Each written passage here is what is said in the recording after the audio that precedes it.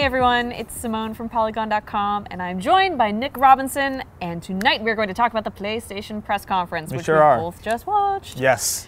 How excited are you about Days Gone? Absolutely complete no emotions about it whatsoever. Have you ever looked at, like, what's a good analogy for this? Someone else's baby? Yes. And you just don't feel anything. And Sony keeps trotting it out. Like they put it at the end of the press conference last year, in the beginning this year. They're like, look at our beautiful spawning baby.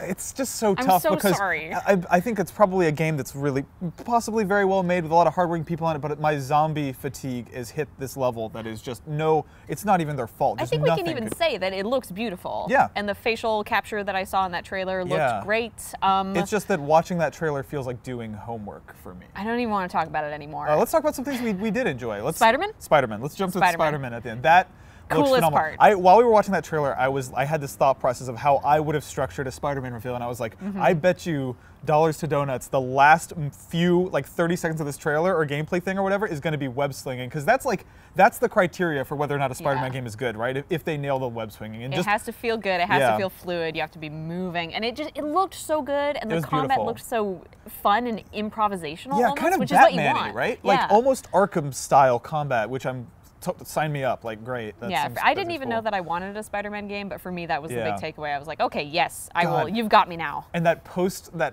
they did the big, like they always do, the big wrap-up thing at the end of like montage of all the games, and then at the end of the Spider-Man thing, they added an extra moment with a Miles Morales like teaser thing, which is so like super cool, really interesting. Like sets up some weird questions about like.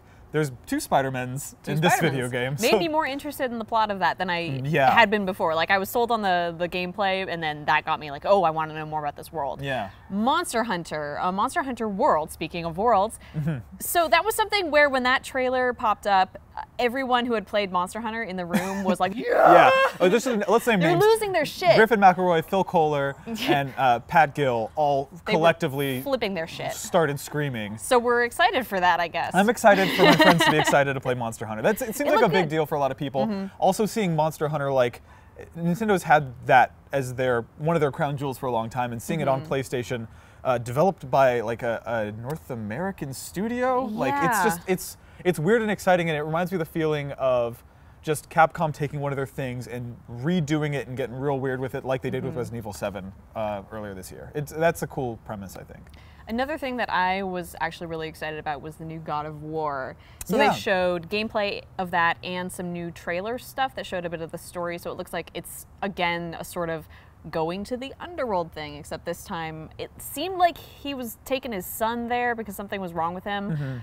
It looked badass. They talked about the gods of this region, so maybe they're going to play around, who knows, with like gods that aren't just the gods we've seen in past God of War games, which is potentially exciting. The thing that's exciting about that game to me is sort of like the promise of some sort of trickier, more complex narrative stuff. And I wasn't necessarily, like, that trailer didn't super do it for me in terms of story stuff. Like, I think we get this is the further, like, dadification of games, and this is, like, maybe the daddiest. A little late, to be honest, but, you know, they're taking it to some places. But I trust the people involved. Like, that's, I think they're going to get weirder with it than it probably looks like from an E3 trailer. And the combat what we saw of the combat in this looked more like God of War than what we saw last year. Like, this, throwing that axe and having it come back to him.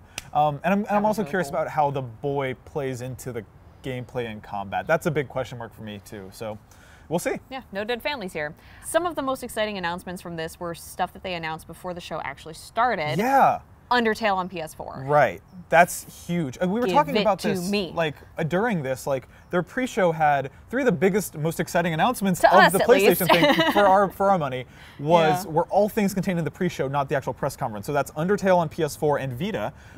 Super hot coming to PSVR, which is still the best VR experience I've ever had in my life. And then this new game by Supermassive called Hidden Agenda, which they actually made based on the many players' experience with Until Dawn, which is, you know, when you're in a group of friends all shouting at each other to do this, which is how I played Until Dawn, and it was amazing. So they're basically making a whole game around that mechanic where you can vote as a group of people. And you can use your iOS or Android device too to play, which is like so cool. Not totally dissimilar from what Telltale introduced, I think starting with the Batman games, where you could have multiple people play and vote on their phone. But what's exciting here to me is like the hidden information stuff. The stuff that feels almost like a board game or like a Jackbox Games product of like one player is motivated to try to talk the other players into going the specific route, hence the name Hidden Agenda, I think.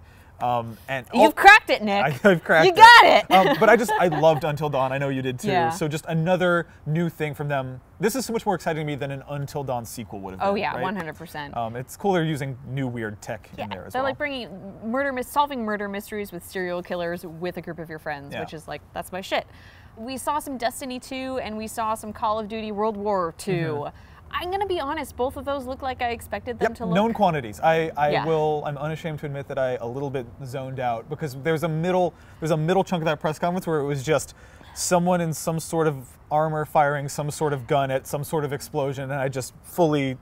The Call of Duty World War II gameplay that they showed, or I think it was CGI, but whatever they showed, it was just like a montage of gunfire. Yeah. And obviously, like when you're playing it, that's fun and good. But in a video, I was just like, we're still here, and it's been 10 years of my life, and I'm still watching Call of Duty World War II. If they do it like, who made Battlefield? Activision made Battlefield 1, where it kind of like gets at that emotional core of that war, I'm going to be really, really into it, because I'm very interested in World War II. But if it is literally just a montage of gunfire, I'm going to fall asleep. I suspect there's a real possibility that they might do neat story stuff in there that is actually good and emotional, but that trailer was explosions, and I've seen enough of those, and it's day zero of career. My career as a gamer has been, you know, punctuated, explosion heavy. Yeah. They showed a ton of VR stuff, or what felt like a long section of VR stuff, some from Supermassive, again, the makers of Until Dawn. Yeah, I suspect that game will be smaller. The Inpatient. The Inpatient, yeah. Yeah, that we didn't see much of. We just saw kind of some vague hospital scenarios. Like a balding man this far away from your virtual right face. There, right in there, which is what I want from a VR game, 100%. But what I actually want is this cute game called Moss. Yeah. That it seems to be just following a little mouse in kind of a fantasy setting, like think Mouse Guard or Redwall. Yes. I am not quite sure from watching what I saw today, but I'm wondering if it's going to be third person, like Lucky's Tale was, which to me was one of the most interesting and fun VR experiences I've had so far. To me, it's more, the exciting thing about this to me was just holistically seeing Sony seem to be introducing the second wave of VR stuff. It felt like the PSVR launch was like really strong and had Res and like a dozen other things, and then I feel like from the minute that thing was out, there weren't games coming out. There were here and there, but it felt like everything dried up. And to have PSVR stuff to look forward to, I think is meaningful when there's like a million of those headsets out in the market and nothing to look forward to. Yeah, definitely. So they gave us some tidbits. They did. Stuff for the future. Including a Final Fantasy 15 fishing game, right? That's also in there too. Which joins the Chocobo farming fuckery. You know, wonderful. As bad as this, I mean, it could be great. Who knows? It could be great. It'll, no matter what they do with it, it'll still only be the second worst Final Fantasy 15 themed PSVR product that saw the light of day at E3, based on what I heard from the stuff last year. So could be worse. You get to roast fish around a fire with your buddies, so there you go. Simone, you and I think we have a special skill at identifying trends at E3 every year. Roasting meat was a big trend of this one. We roasted in Monster Hunter. We roasted in Final Fantasy. We did. Monster fishing. I'd say jumping in the air and firing a bow and arrow in slow motion is a big thing this year. A lot of bananas just between... We did not see a banana at this press conference. And I think that Sony really needs to go back to the table. They missed the memo. Take a look at what they're putting out there. Bananas, man. So, if you want more of our E3 coverage, you can find it on youtube.com/Polygon and, of course, Polygon.com. And we're also on Twitter, twitter.com/Polygon, facebook.com/Polygon. Thanks, everyone, for joining us. We'll be putting out more videos from E3 all week long, so stay tuned. Have you thought about the fact that E3 hasn't even started yet? I'm like ready to go to bed for a while. That's hateful. Never speak to me Whatever, I'm excited. I get to play Sonic Mania tomorrow. Oh.